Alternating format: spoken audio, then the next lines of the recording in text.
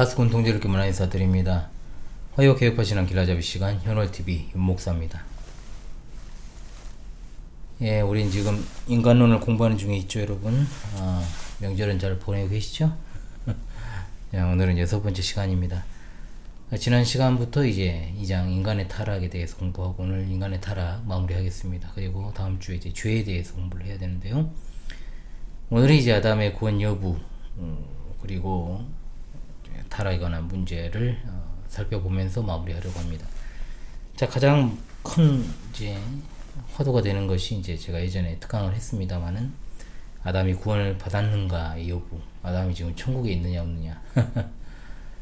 일단은 아담의 구원 여부에 대해서 명백하게 성경에 이렇다 저렇다 언급된 곳은 없습니다. 그러나 그 문제는 언제나 우리의 궁금증을 자아내는 주제죠.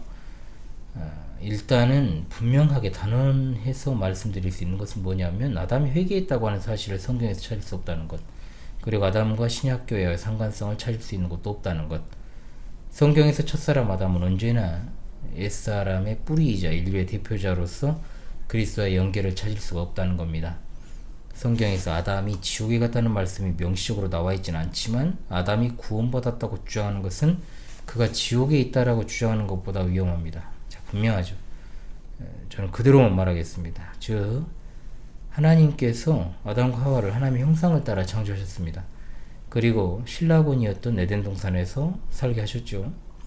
하나님께서 아담과 하와에게 에덴 동산에 있는 생명나무 열매 및 각종 나무 열매를 먹으며 영생하도록 복을 주셨습니다. 또한 하나님은 에덴 동산의 중앙에 있는 선악을 알게 한 나무도 창조하시죠. 아담과 하와가 살았던 환경은 우리가 살아가는 오늘날과는 너무나 다릅니다. 이마에 땀을 흘리지 않아도 생명의 양식을 먹고 평화롭고 안정되게 살 수 있는 신라곤이었죠. 생명나무 열매는 영생할 수 있는 열매라고 말씀을 했습니다. 에덴 동산에는 질병도 없고 죄도 없고 죽음도 없습니다. 하나님께서 아담과 하와에게 생육하고 번성하는 복을 내려주십니다. 그들에게 모든 동식물들을 다스리고 지키는 권한을 주십니다. 즉 필요한 모든 것들을 부여하신 겁니다. 그리고 나서 이른바 행위 언약을 맺으시죠. 언약의 목적은 뭡니까?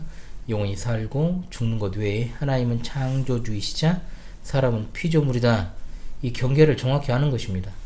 하나님은 절대주권자이시며 인간은 피조된 존재로 하나님의 뜻에 절대적으로 복종하고 순종해야 될 존재임을 인식하도록 하는 의미가 여기 담겨져 있었다는 거죠. 하나님은 자비로우신 분이시니까 아담과 하와에게 아주 쉽게 지킬 수 있는 한 가지의 조건만을 내세우셔서 그 경계를 주신 겁니다. 언약의 내용은 여러분도 잘 아시리라 생각을 합니다. 무엇입니까? 선악을 알게 하는 나무의 열매를 먹으면 죽고 먹지 않으면 영원히 살 것이다. 이것이 바로 이제 첫 번째 언약이죠. 신학적으로 이것을 행위 언약이라고 합니다. 언약은 약속인 동시에 하나님의 절대 주권에서 나온 법이기도 했습니다. 이 행위 언약은 언약의 두 당사자인 창조주 하나님과 피조물인 인간의 대표자 아담 사이에 맺어진 겁니다. 그런데 하나님 편에서 먼저 제시하셨어요. 창세기 2장 15절로 17절의 말씀, 여호와 하나님이 그 사람을 이끌어 에덴 동산에 두어 그것을 경작하며 지키게 하시고 여호와 하나님이 그 사람에게 명하여 이르시되 동산 각종 나무 열매는 내가 임의로 먹되 선악을 알게 한 나무 열매는 먹지 말라. 내가 먹는 날에는 반드시 죽으리라 하시니라. 아멘. 이 말씀에서 반드시 죽으리라, 이 말씀은 육체적인 죽음, 영적인 죽음 모두 말한 것이죠. 월요일에도 복음을 전하며 말씀을 드렸습니다만 예스겔 18장 4절 말씀, 모든 영혼이 다 내게 속한지라 아버지의 영혼이 내게 속함 같이 그의 아들의 영혼도 내게 속하였나니 범죄하는 그 영혼은 죽으리라고 했습니다. 그러나 하나님께서는 인간의 영혼을 영원히 죽지 않은 존재로 창조하셨습니다. 고대 시대로부터 중세에 이르기까지 철학자들이 영혼 불멸을 이야기했습니다. 그러니까 영혼은 영원히 죽지 않는다, 이런 인식을 하고 있던 겁니다. 그러나 이런 인식은 이제 성경에서 벗어난 인식이죠. 성경에서 말씀하는 부활의 개념은 들어있지 않아요. 그들이 말한 영혼 불멸이라고 하는 것 안에 영혼 불사는 맞지만 성경에서 말하는 바와 같이 썩지 않은 육체와 영혼이 하나로 결합되는 부활체라고 생각하지 않고 단순히 인간의 영혼만 정신적으로 불사적인 존재라고만 생각하기 때문입니다. 사단이 에덴에서 아담과 하와에게 이렇게 말합니다. 선악을 알게 하는 나무 열매를 먹으면 눈이 밝아지고 하나님처럼 되어서 선악을 알 줄을 하나님이 아실 것이다. 그러니까 아담이 어디에 포인트를 둬버렸냐 이 말에서 하나님처럼 된다. 그리고 자신들이 진짜 하나님처럼 될 수 있다는 망상에 사로잡힌 거죠. 아담과 하와는 서로가 언약으로서 배필이잖아요. 그런데 언약의 배필은 서로를 언약적으로 돕는 관계가 되어야 했지만, 그런데 이때는 반역의 공모자가 되어서 하나님께서 금지하신 열매를 먹어버립니다. 단순히 이제 금하신 열매 하나 먹은 게 아니고요. 하나님처럼 되고 싶은 욕망에서 하나님의 자리를 넘보는 반역을 꾀했다라고 하는 겁니다. 그 결과 하나님의 말씀대로 육체적 죽음과 영적인 죽음이 동시에 찾아왔습니다. 그리고 에덴에서 쫓겨납니다. 땅이 저주받습니다. 가시덤불과 엉겅퀴가 나는 척박한 환경이 됩니다. 지금도 경작하지 않고 땅을 내버려 둬보십시오. 사람이 일일이 손을 보지 않으면 정말 아무것도 할 수 없는 땅이 됩니다.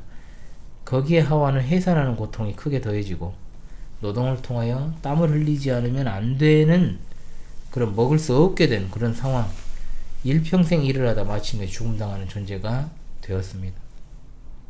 자, 지금 아담의 죄악의 성격을 드러내는 하나님 말씀 어디입니까? 호세아 6장 7절. 그들은 아담처럼 언약을 어기고 거기에서 나를 반역하였느니라. 여기 나오는 언약은 행위 언약입니다. 이제 우리가 언약을 배우겠습니다만은, 자, 하나님께서는 선악을 알게 하는 나무 열매를 통해 하나님과 행위 언약 맺으신 겁니다. 그 내용은 뭐냐? 순종하면 살고 불순종하면 죽는다. 영원히 살고 영원히 죽는다. 아담이 하나님과의 언약을 파괴한 것에 대해서 반역이라고 했잖아요. 반역은 매우 좋은 번역입니다. 예전에 이제 지금 우리가 사용하지 않고 있습니다만 바른 성경은 배신이라 그랬습니다. 좋은 번역입니다. 역시나 반역이나 배신은 배도니까요. 즉 아담은 사탄과 공모하여 대역죄를 저질렀다라고 볼 수 있는 겁니다. 창세기 3장 22절. 여호와 하나님이 이르시되 보라, 이 사람이 선악을 아는 일에 우리 중 하나같이 되었으니 그가 그의 손을 들어 생명나무 열매도 따먹고 영생할까 하노라 하시고. 자, 이것은 더 이상 영생을 줄 수 없다는 뜻입니다. 에덴은 낙원이요, 낙원은 성경에서 천국과 동일시됩니다.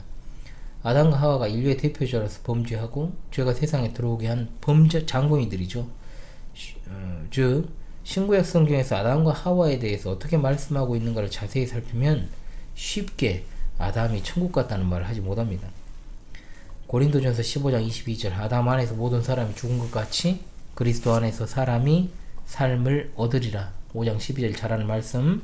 그러므로 한 사람으로 말미암아 죄가 세상에 들어오고 죄로 말미암아 사망이 들어왔나니 이와 같이 모든 사람이 죄를 지었으므로 사망이 모든 사람에게 이르렀느니라.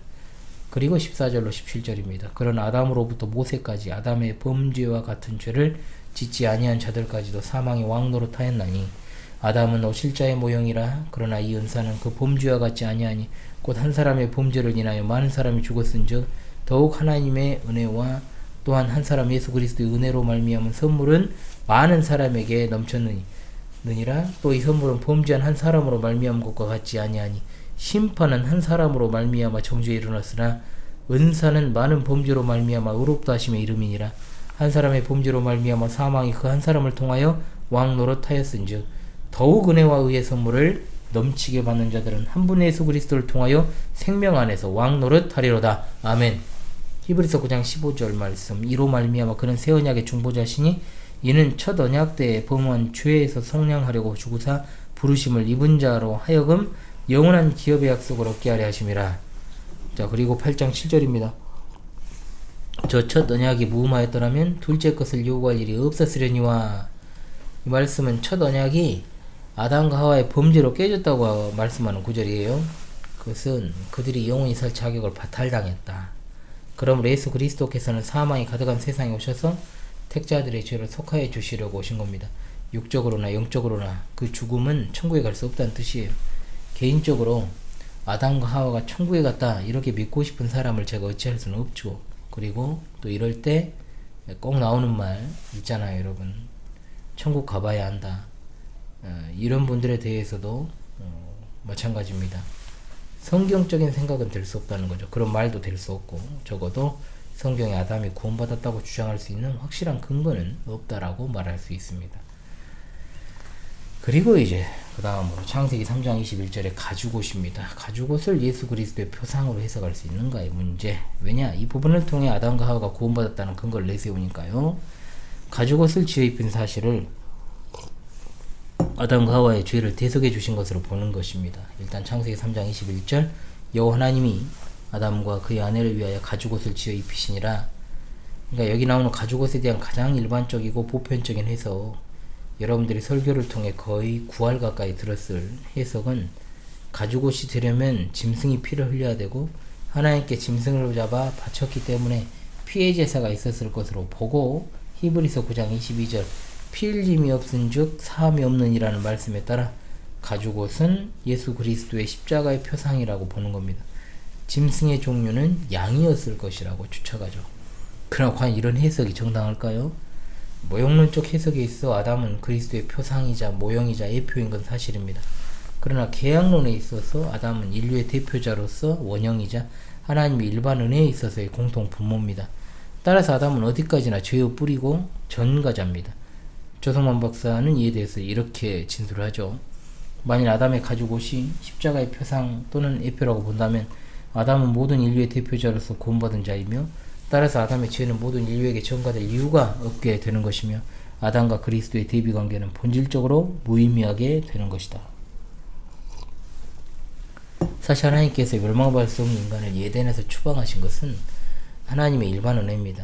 에덴에서 추방된 인간이 하나님의 일반 은혜 가운데 한정적으로 살게 된 거죠. 창세기 1장 28절 인류의 범성 그리고 문화건설의 행위는 할 수 있게 하신 거예요. 그러나 타락 후에 인간 한시적 유체 가운데서 생존을 위한 노동을 해야 하는 형편이 되었습니다. 만약 하나님께서 아담과 하와에게 가죽옷을 지어 입히신 사실이 아담과 하와의 범죄에 대한 속죄라면 에덴 동산에서 추방되어 살아가는 게 아니라 다시 들어가 사는 게 맞습니다. 아울러 신약 성경에서 첫 언약이 깨졌다는 표현이 나오면 안 됩니다. 아담으로 말미암아 사망의 죄가 들어왔다는 말도 나오면 안 됩니다. 또한 셋째로 아담과 하와가 죄 용서 받았다면 메시아께서 세상에 오실 필요가 어디 있습니까? 한마디로 아담과 하와가 구원받았다는 말은 보편 구원론의 근거를 제공할 수 있다는 측면이니까 위험한 거예요. 한마디로 아담과 하와가 그 죄를 용서받는다면 어떤 행악자라도 구원받을 수 있죠? 이단이든 사입이든 심지어 사탄과 공모해서 저지른 범죄임에도 구원을 받는다면 사탄도 구원의 가능성이 있겠죠. 그잖아요. 그러므로 단순하게 아담과 하와의 구원 문제를 우리가 판단할 수 없다라든지 또는 그들이 구원받았다고 생각하는 건 이와 같은 엄청난 문제들을 나올 수밖에 없습니다. 또한 근거구조를 삼는 게 창세기 3장 20절이잖아요. 아담이 그의 아내의 이름을 하와라 불렀으니 모든 산자의 어머니가 됨이라. 이 말씀을 가지고 아담의 신앙 고백이다 라고 이야기하는 사람들이 있습니다.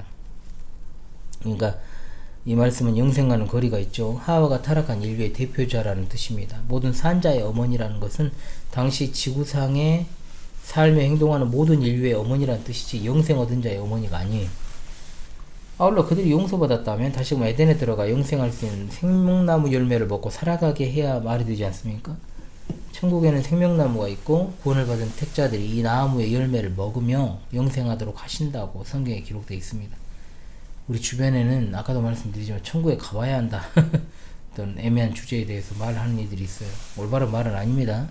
왜냐? 주 예수 그리스도를 믿고 바른 신앙 노선 따라가는 중생한 성도는 자기가 천국에 가는 것을 정확히 알고 확신을 가지고 살아갑니다. 물론 아직 신앙이 여려서 그와 같은 확신이 약하거나 또 잘 모르는 경우가 있을 수 있지만 결국 그 확신을 갖게 되는 것이 성경입니다. 성경을 통해서 나오는 거예요.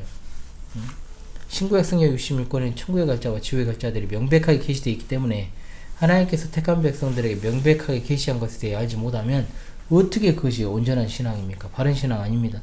천국에 가봐야 한다는 생각은 제가 전에 말했지만 사울왕도 가룟 유다도 그리고 역사상의 숱한 악인들도 가봐야 안다는 식의 논리가 될 수 있는 거예요. 우리가 가진 역사적 기독교의 신앙은 흐리지 않고 선명해요. 예수님과 함께 십자가에 매달렸던 한편의 강도를 떠올려 보십시오. 평생토록 행악자였지만 극적으로 예수 그리스도를 영접하고 구원받았습니다. 생의 마지막 순간에 구원받은 강도도 낙원에 갔다고 정확하게 표현하고 있는데 아담의 천국과 관련해서는 어디에도 그 근거가 나오지 않습니다. 자, 그리고 그 다음 이제 다음 절로 넘어가서 인간의 전적 부패와 전적 무능에 대한 시간입니다. 자, 첫사람 아담의 범죄의 결과로 처음 창조된 인간 그리고 모든 후손이 인간 성질의 전적 부패와 전적 무능이라는 상태에 이르게 되었습니다. 성경은 범죄하고 타락한 인간의 상태가 가장 부패하고 무능하게 되었다라고 말씀하죠. 인간의 전적 부패는 무조건적 선택, 제한적 속죄, 불가항력적 은혜, 성도의 견인과 더불어서 정통 기독교의 핵심 교리입니다. 자, 전적인 부패를 한번 보죠. 자, 전적이라는 말은 인간의 영혼과 육체의 모든 부위의 부패성이 내재되어 있음을 의미하는 표현입니다. 즉, 인간의 전인격, 육체의 각 부분 전적으로 부패한 것입니다. 인간의 본성에는 영적인 선한 것이 하나도 없다는 뜻입니다. 전적 부패는 부패의 정도가 아닙니다. 범위를 말하는 것으로 이러한 전적 부패는 후손들에게 그대로 전가가 됩니다. 모든 인류는 아담을 첫 조상으로 하는 하나의 혈통입니다. 그러므로 부패성을 유전적으로 받지 않은 인간은 단 하나도 없습니다. 전적 타락은 정신, 마음, 의지, 몸의 부패를 가져오죠. 따라서 이러한 인간의 기능들이 제 기능을 발휘하지 못함으로 총체적 난국에 빠진 상태가 바로 전적 부패, 전적 타락입니다. 전적인 무능은 영적 무능을 말합니다. 무능은 아무것도 할 수 없다는 뜻입니다. 자기 능력으로는 죄의 본성을 변화시키거나 또는 자기를 구원시킬 수도 없고요. 하나님께 나아갈 수도 없고 영적인 선을 행하는 것도 불가능. 즉 그런데 놀랍게 죄를 짓는 것에 있어서는 매우 유능. 영적으로 무능한 사람의 선행은 하나님과 관계가 없어요. 그렇기 때문에 하나님을 기쁘시게도 못하고 구원 얻을 수도 없습니다. 전적 무능의 개념은 다음과 같이 세 가지로 정리할 수 있겠습니다. 첫째는요, 사람이나 하나님 앞에서 선한 일을 전혀 할 수 없다는 뜻이 아니고 그 선행이 구원받을 공로가 되지 않는다는 뜻입니다.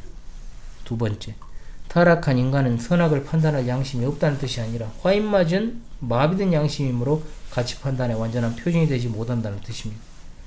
세 번째, 사람은 어떤 종류나 형태의 죄도 면제받기 불가능하다는 뜻입니다. 이 사실을 생각합시다. 그리고 이제 아담의 타락과 자유의지의 문제를 보고 마무리하죠. 이번 시간 첫사람 아담의 자유의지, 하나님과 충돌하지 않는 매우 선하고 조화로운 자유의지였습니다. 이와 같은 자유의지가 본래 하나님께 속한 참된 인간의 자유의지죠. 웨스트민스터 의문답 13문, 우리 시조가 창조함을 받은 본 지위에 그대로 있었습니까? 라는 질문에 우리 시조가 임의대로 자유함으로 하나님께 죄를 범함으로 창조함을 받은 본 지위에서 타락하였다라고 설명되어 있습니다. 에덴에서의 첫사람 인간에게는 분명 순종과 불순종이란 두 개의 선택 진로가 열려져 있었지만 아무렇게나 하는 것이 인간의 자유가 아닙니다. 하나님의 요구는 인간이 하나님의 법에 순종하기를 원하시는 것이었고 불순종에는 사망의 형벌을 내리시겠다라고 예고를 하셨죠. 아담의 불순종은 그가 하나님의 말씀을 듣지 않고 뱀의 말을 들은 것입니다. 즉 판단을 그릇되게 한 것입니다.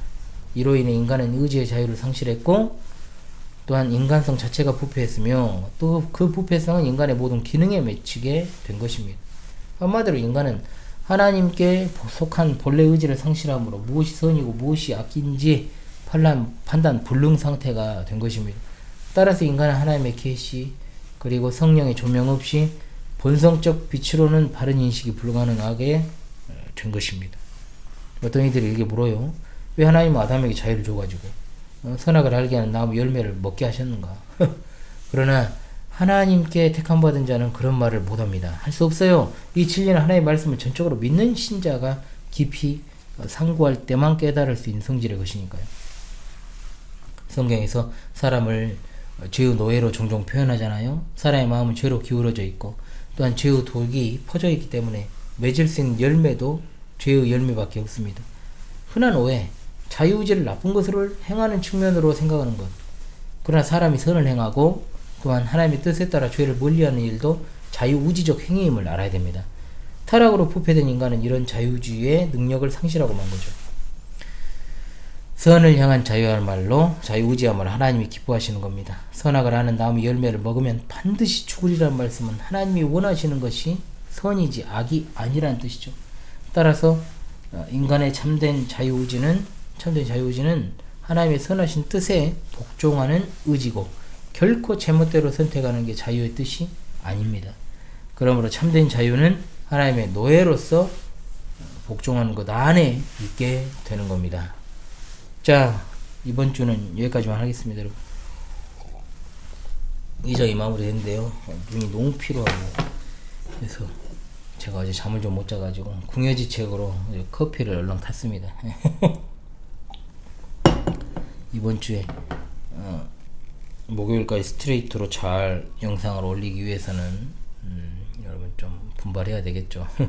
여러분 어찌되었든 간에 빨간 날이라고 하는 것 자체가 사람 좀 피곤하게 하는 게 있습니다. 원래대로라면 오늘 좀 쉬고 녹화를 좀 뒤로 미루는데 그럴 수가 없죠. 또 제가 명절에 나와 있어야 되니까, 나가야 되니까 또 그런 것도 있어가지고, 그래서 명절이 너무 길어도 저는 별로 그렇게 좋지는 않습니다. 제게 일상이 피곤해지니까. 그러니까 그 피곤한 일상 속에서도 나름의 의미를 발견해서 기쁘고 즐겁게 보내는 거, 그게 중요한 거죠. 근데 힘든 건 어쩔 수가 없어요. 그걸 부인할 수는 없다는 겁니다. 예, 여러분. 다음 시간에 인간의 죄에 대한 제 3장의 내용으로 찾아오겠습니다.